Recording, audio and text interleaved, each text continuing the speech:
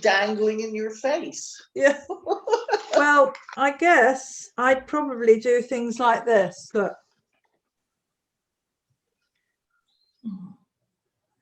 Right. Ah. I'm just, they're oyster mushrooms, aren't they, that you've got there? Yes. It's an exotic mushroom, according to the oyster mushrooms. And then they've got a sort of little wriggly edge coming up like this, haven't they? Oh, that's... Yeah. Again, I think, you could soften bits of this just with water so that it's, it's soft before it dries. So you don't have lines on things. Would you leave it white? I'd leave some white in there, especially on those oyster mushrooms, yes. Okay, rather than try to find an ivory color? Well, my paper is almost ivory color. I don't know what, if you've got a brilliant white paper, then obviously the way you do an ivory color, I think, is with, again, a little bit of raw sienna, a tiny bit of yellow, and then a lot of water. Hold on, let's just see.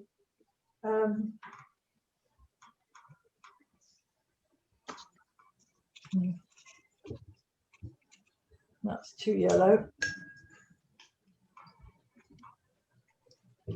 I mean, it's tricky. I think, yeah. Leave it white, yeah. I think it's got to be very watery, whatever you do, if you're going to fill it in. Okay. Well, and your shadows, are they done in the nice dark brown? Which shadows? Underneath your mushrooms. Well, no, I use raw sienna, and it's sort of green, the color, because these are brown, I'd say, and so I try to use something that's a little bit more complementary to it. Okay. So the complement of the browns and reds are blues and greens. So I made my cast shadows slightly greeny. Okay. They've got blue in them, basically. Okay. Okay. My shadows are terrible. Your cast shadows are terrible. Well, the trick about cast shadows are always awful. Sorry, the trick about cast shadows, Shelley, if I just show you, is to get some water on your brush. So you've got your shape, whatever it is.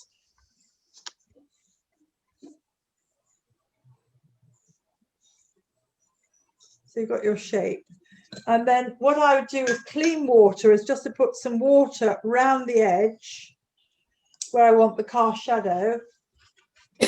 Blot it a little bit. So it's damp. And then I run in a bit of, like, I've mixed the colour here, but so I drop in a bit of colour into that damp. Can you see? Yes, yes. And then I might even take my other brush and just soften it out. So there's no colour on this other brush. Yes.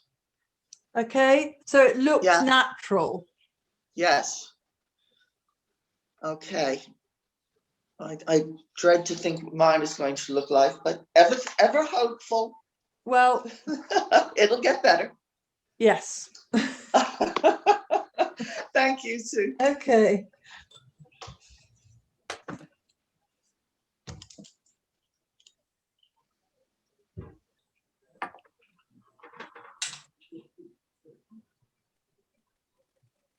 Oh God, it's coming up to 4 o'clock.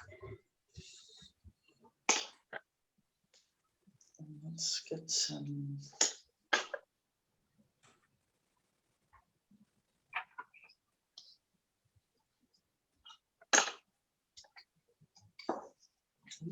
Brush.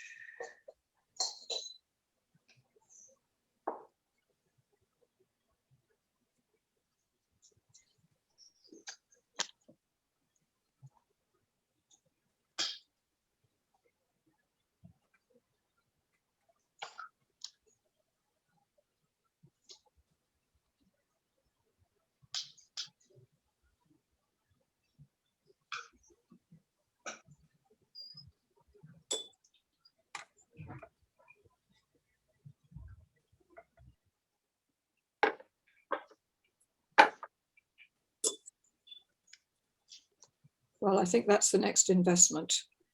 Well, I've just spent a fair bit on buying 10 sheets of paper from John Purcell. I've just bought 10 A1 sheets of 640 gram cold press watercolor paper. Did you have to go and get it? No, they deliver. They delivered it here. Well, that'd make a big difference. Yeah. There's a big palaver going down there. No, you don't want to go there because it's South London. It's quite a way. I did go there and it was a big palaver. I mean, it's near where I used to live, so I was quite interested to go there. Yeah. But it was a big palaver. It's an amazing place, all that paper and stuff, but yeah. Yeah.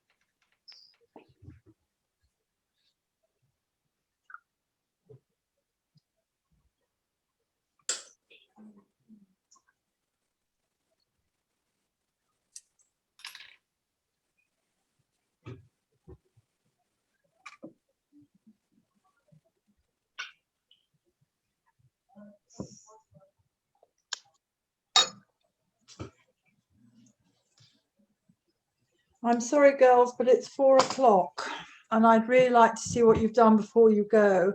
And I hope you can carry on with this in the week and, you know, maybe consider the backgrounds, all of you, like mine was, you know, just a magical moment.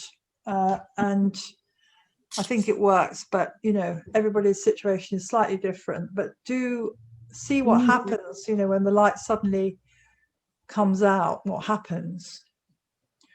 Okay.